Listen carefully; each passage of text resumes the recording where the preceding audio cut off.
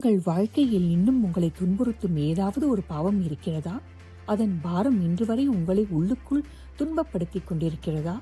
நீங்கள் வருந்துகிறீர்கள், ஆனால் சரியான தீர்வு இதுவரை கிடைக்கவில்லையா?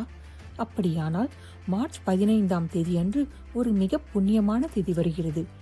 இது 1 அல்லது 2 பாவங்களை மட்டுமல்ல, ஆயிரக்கணக்கான பாவங்களையும் ஒரே ஒரு நாள் விரதத்தால் அழித்துவிடும். அதுதான் பாபமோசினி ஏகாதசி. அது பிராமண கொலை, தங்க திருட்டு, மது அருந்துதல் அல்லது குரு பத்னியுடன் தொடர்பு போன்ற மிக கடுமையான பாவங்களாக இருந்தாலும் இந்த ஏகாதசி விரதத்தை செய்தால் அந்த மகா பாவங்களின் நாசம் ஏற்படும். இந்த விரதம் கடைபிடிப்பது பெரும் பாவங்களை அழிக்கும்.